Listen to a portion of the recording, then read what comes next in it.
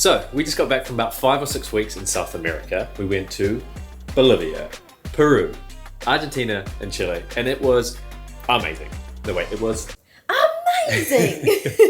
So if you haven't seen those vlogs, make sure you go back and watch them. Yeah, I think we got 12 different vlogs. That's more of the day-to-day, but what we wanted to do in this video is share 20 things for you to know that we learned on the trip. Because even as seasoned travellers, it was our first time there, so we learnt a lot. And we're going to wrap up with some weird things as per usual. Yeah, there's definitely one weird one at the end. The first one is a little bit weird in itself, but it did come up often, and that is flashy suitcase or full backpacker. Oh. What should you take with you for your luggage? There's no simple answer for this. I think if you're traveling as a couple or a group of friends, hardcover suitcases are possible. We had one day where there was a gravel road. We had regrets, basically. Look at this street!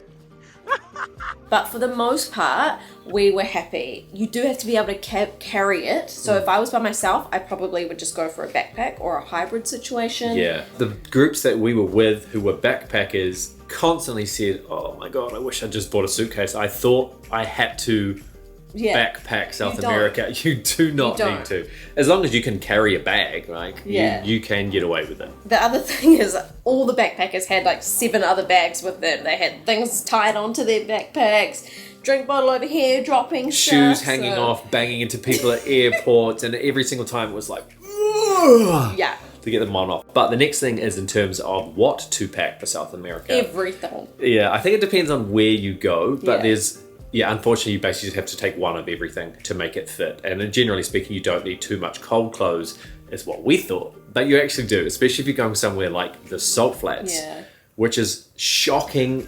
And it's the one place in the world that we've been that the extremes like blew us away. Yeah, so the temperature can be 30 degrees during the day and then minus 2 degrees Celsius at night. Yeah, so and almost at sunset. Yeah, so we kind of had to pack a little bit of everything. Yeah, a little bit painful when you're going to South America and you're taking a puffer jacket and a beanie, but you actually need to. So check the temperatures of each of the places that you plan to go before you pack. For sure.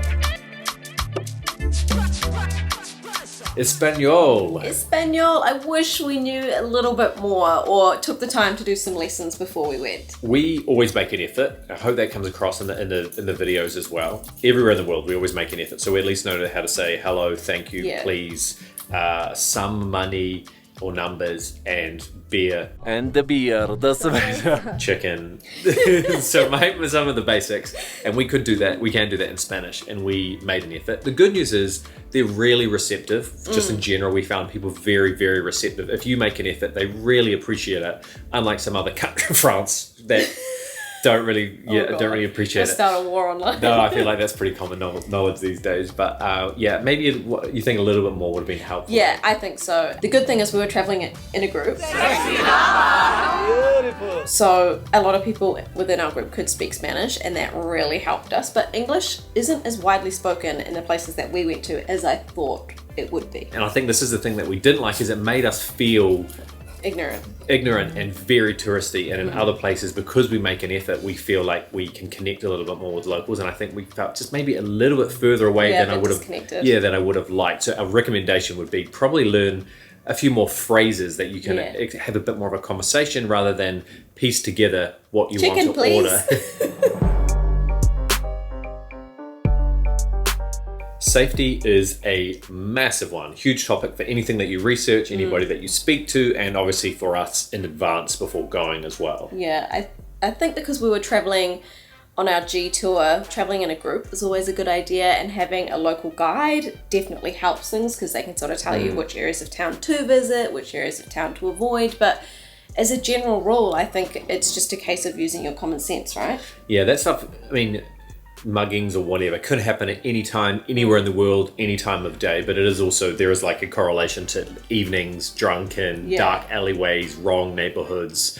So and for us, carrying big cameras and stuff, so we would make decisions in certain places not to have that. Exactly. Like Nacho told us in Buenos Aires in particular when we did the bike tour, don't take any big cameras. So we filmed a lot of stuff on phones, or just I had a chest mount one day, do a little bit of this. And we were smart in the places that we were warned about. And then also just in general, we wouldn't leave stuff lying around on tables in cafes or whatever. But actually, just I said France before. I've seen that happen in a fancy area in France. Somebody snatch a phone off a table and bolt. So this stuff does happen anywhere in the world.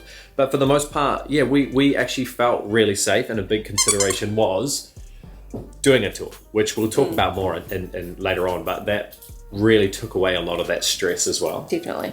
A bonus tip to go along with safety is trust. And while you wouldn't feel safe with a shark in the ocean, you should trust Surfshark to protect you, your identity, and your privacy while you travel. So Surfshark is a VPN that can do all of that and more at a super affordable price on a bunch of different devices. It can also ensure you get access to your favorite and necessary sites while traveling. In South America, you might find your work, remote access, or TV shows are not available. Don't find out the hard way like I did in Bali. Reddit.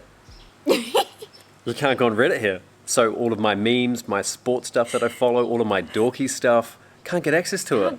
Can't do it. Flick over to Surfshark, change my location to New Zealand, go back into the app. Boom. Bam.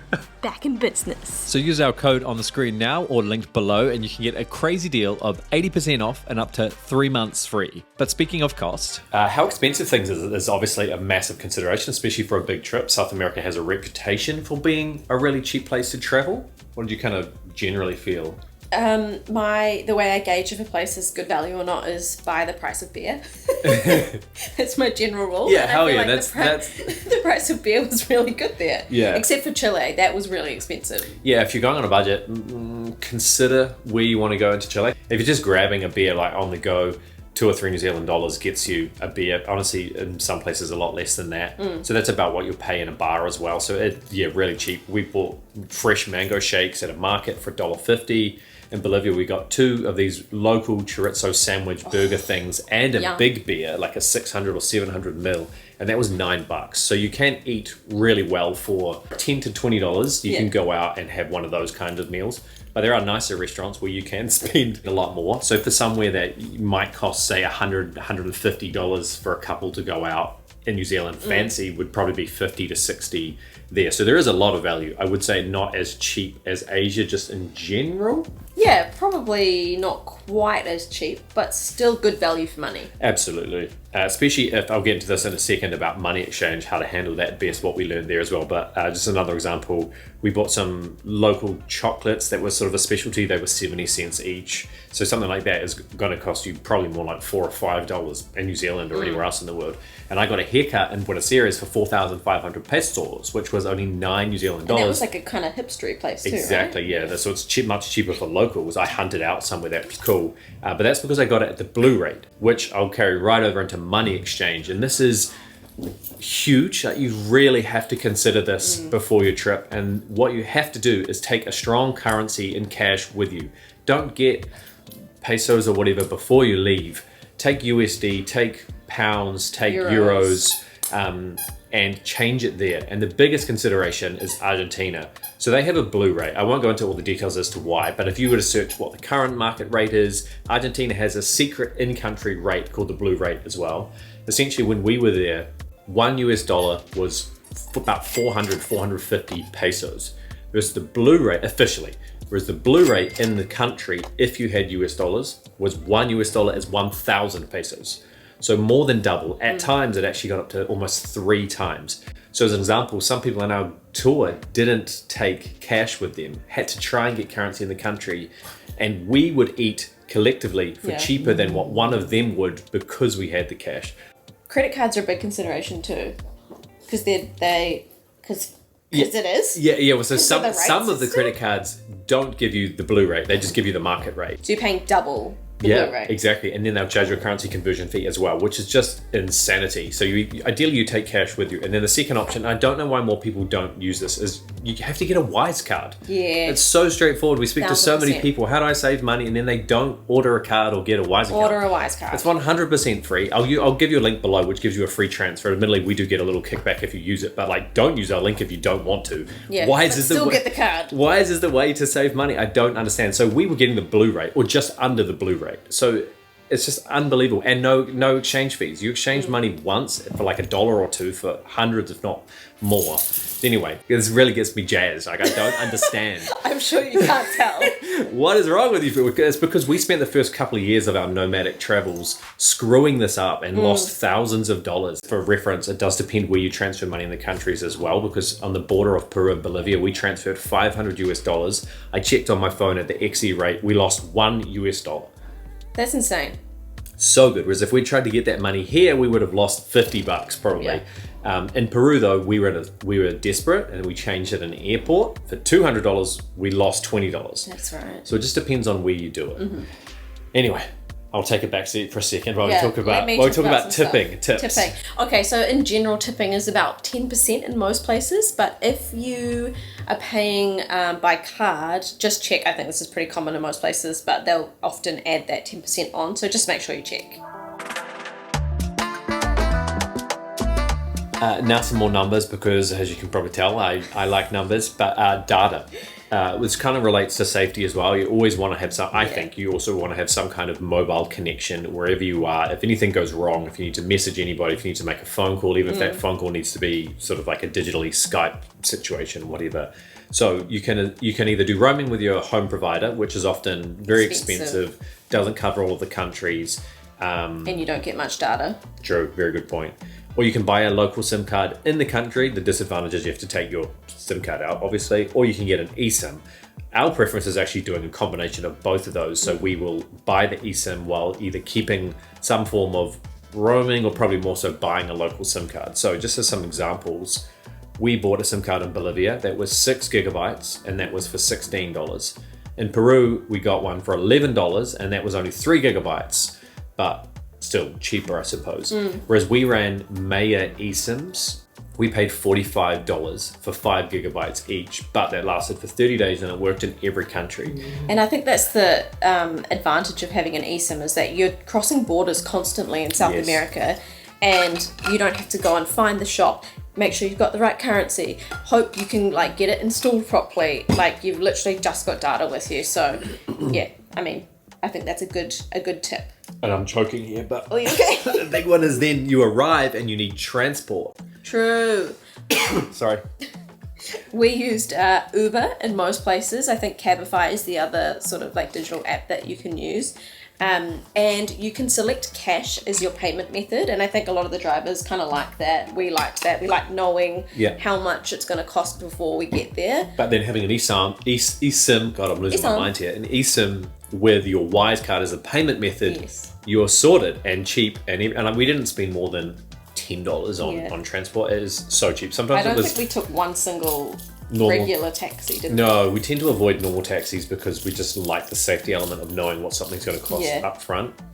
And then language barriers, costs, whatever else. This is the odd trickster here and there as well. So we kind of avoid that, I suppose. But forgot the other thing that I was going to say. But yeah, basically transport is easy and very cheap. And when it comes to travel in terms of on the ground, that's a little bit bigger than transport. We recommend doing some kind of a tour. So we did our main tour with G Adventures, and it was amazing. It was awesome. Yeah. Takes so much of the pressure off you in terms of having to plan. You wake up every day, and the biggest decision you have to make is what your optional extra is going to be that day. Yeah, for sure. Yeah. And so we got to find out the best places to visit. This isn't even part of the tour necessarily. It might be like, hey, we've got a couple of hours downtime. Great food if you go here. Go and do this. This is a highlight of the area. Here's an optional thing that you can book. Yeah. Nacho was the man. He really helped us with all sorts of We had a different really things. good group as well. I was so worried that, because we did an 18 to 30 somethings, I was so worried that we were going to be the geriatrics in the corner. But there were people our age doing it, and yeah, it was a fun way to travel. It definitely took a lot of the stress off. And then another option is something like Peru Hop, and there's Bolivia Hop as well, which is the buses, because figuring out the buses in between places can be challenging. Yeah. Really hard to research in advance, I think. And so I think it was a story that a couple of Irish guys or something that realized this. They liked the hop on, hop off or easy to book kind of system. And then they created this situation which helps you get from place to place but makes it a little bit easier to do. And they have local guides on board as well, so they can help you plan kind of activities in between your destinations, which is quite cool. But even still, it was a mission, the one that we did. It was long. Yeah. Obviously, you're covering a huge amount of ground. But that's what made it fun in some ways. But the reason that we use something like Peru hop is another consideration, flights. Damn. They'd be expensive. Maybe not if you really planned in advance. Oh, there's one flying around. So you're going to say no if you're really rich. Yeah, that too. Even domestic flights I found to be really expensive, and we were trying to book quite far in advance. So yeah, just kind of keep that in mind. There was one route we were looking at was going to be about $600 or $700 per person, and we were like, oh, that flight is so annoying. The food, amazing. I mean, you probably could have predicted that, but so good. Embrace it. Yeah, so our tip is to try everything, because each country kind of has like their own cuisine or their own sort of dish that they're famous for. The empanadas were amazing. The steak was insane. Argentina. The ceviche in Peru. Yeah. The soups in Bolivia.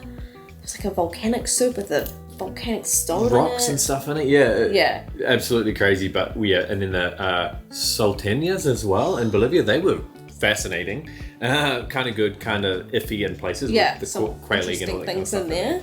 But even still, yeah, really amazing. So we just say basically embrace it. But I was stoked that Argentina lived up to the hype when it came to the steak and the meats. I mean, that is just me to a T. We had the best burger of our life there, which is very weird. We just felt like something a little bit more But it was the homely meat that one made night, it. and the meat is what brought it home. Yeah. But I should say, and next one, try some of the random shit if you're experimental. Yeah. So we'll just preface this a little bit by saying we had a couple of people comment saying, I can't believe you're eating like guinea pig, or The thing is, like, you can't win in this situation, no, right? you can't.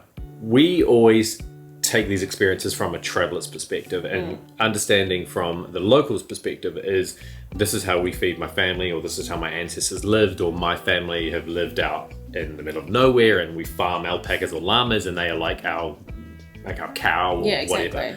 But yeah, I accidentally ate cow heart on a skewer which looked like steak. What else did we have? Alpaca? Alpaca, guinea pig, llama. Yeah, there's some really weird and wonderful stuff. The tip is Like trying it. step outside your comfort zone if you're comfortable. Yeah, that's a good Stepping one. outside your comfort zone. Nice way to put it. PC. A big consideration if you're into hiking is altitude and altitude sickness, which one of us got. It was me. I was going to say something cheeky then, but no. My tip for altitude sickness is go to higher altitude ahead of time. Like, give yourself time to acclimatize if you're planning to go hiking, or make sure you kind of take it seriously and have altitude sickness pills. We bought some over there and they happen to be this herbal kind of vibe. We assumed it would all be the same. It's not. Yeah. So make sure you get actual medicine, because I got altitude sickness and got Oxygen for dinner. but in terms of like the symptoms, I had a headache, nausea, bloody nose, which are all super common. Hope it doesn't freak you out, but be wary of how high you go during the day, and if you're sleeping up high, that's when altitude sickness can get you. But if you come back down, you should be a bit better off. And that's where doing the tour with G Adventures was amazing, is that the crew was so is their bread and butter. Like, it's so normal. There was no stress. It was all very comfortable for you. And they even had a van just on standby where we were in Peru, which is quite rural. Yeah. And then they said, we'll drive you down to lower altitude if you want to sleep somewhere else, to just make sure that you're okay. So it's a super common thing, but you also can't predict whether you're going to get it, right? Something else that we highly recommend you get into is the beer and the wine, because it is so delicious. It's really good. Even if you're not a red wine drinker, if you're in Argentina, you've got to try the Malbec. It is so good. Like, the hype is real. Yeah, that's probably the best way to put it, because I was thinking, we know wine. We're from New Zealand. Like, we know good wine. I personally love Pinot Noir, New Zealand Pinot Noir. We tried it over there, just to comparison, no bueno. But the Malbec, unbelievably delicious, and it's like $5 you can get a game-changing bottle of wine. Yeah. And then the beers were really good too, eh? Yeah, the craft beer. Yeah, craft beer was really good. The IPA. Yeah. They don't say IPA, they say IPA. Yeah, and we were confused a few times with IPA cerveza, and we're like, What's that? Yes. Top tip though, if you are drinking at altitude, make sure that you stay hydrated and take hydrolytes. Yeah. Because the hangovers are real. They can really kick in. But that reminds me as well of the next thing is that our recommendation is to always have one of those reusable, like this, always have a reusable bottle with you. One, because you can often fill up with cold water at your hotels or whatever, but two is because sometimes when you're out, the fridges are questionably cold. Yeah. Same goes for the beer as well, actually. Not that we drank beer out of those, but I mean... We would. But yeah, it pays to have one of those because sometimes as well, you're constantly buying water because it is to drink a lot so of water. freaking hot. Just more of a general one when it comes to being out and drinking or eating and going out to restaurants and stuff is the service can be, even though there's tipping, can be slow, not particularly hands-on. Eager. They're not particularly eager. But maybe that comes down to us not knowing a huge amount of Spanish as well and being able to be like, excuse me, hi, hello. I mean, we're not those kind of people anyway. We'd rather just wait until they turn up. But yeah, service was pretty slow in most places. I mean, that's fine. So what we're saying is you just have to go with prepared, the flow. That's the way. But when I'm thinking about it is there was a night when we were out with our multiple nights actually with our group. There's like 12 of us. And it was clear we were there to get drunk. Party! Yeah. And the rounds would be coming and then, the rounds would not be coming out. So we'd drink and then there'd be people with empty glasses and we're sort of like, ready! There's so much of an opportunity there for someone to make money. We're all sitting there, tourists, all ready to drink and nobody's even coming around and being like, another one? Or can I get you any more drinks? None of that kind of happens. So you're just a little bit like, oh, come on, I want to get drunk and help me out a little bit here. So, in a lot of the places that we went to, the hotels and the accommodation was very modest. So, I guess the tip here is that if you're a bougie traveller, just prepare yourself for the simple things in life and just be appreciative of those things. Because unless you're in a big hub like Cusco or Buenos Aires, you can't really find those flashy hotels. But the key is to embrace it, right? Absolutely. Yeah, I think that's part of the adventure in a way. But yeah, I think the moral is if you're a bit bougie, just be aware that to use somewhere as Bangkok, maybe as an example, is that you can spend $5 on a hostel or $500 for unbelievable high-end luxury with a view and a whatever else, an apartment for a room. And that top end in a lot of places, I don't think it really exists. Like I feel like it's more in the middle a lot of places and the quality doesn't necessarily always match the money, but there also are some really great deals. So I mean, we had everything from terrible coloured rooms to we stayed in like paper a salt thin hut. springy beds like 2 beds, and we were like, do you have a double? No, okay, whatever. You just pillows go, that were like this thick. Yeah, but you just go with the flow. And you have to go with the flow when it comes to directions. Yeah, we had a few issues with Google Maps in a few different places.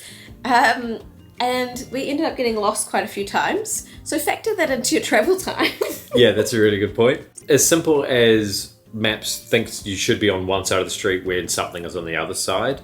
That happened a lot in La Paz. I don't know why. More complicated where sometimes it thinks you've arrived and you're still hundreds of meters away, or you're on your location is on the wrong block compared to where it actually is. And in La Paz, we spoke to a guy. He was like, oh, down here, this way, just there kind of thing. So confident. And so off we go. And it turns out it was that way in a completely different direction. And maybe left is right and right is left over there. I don't know.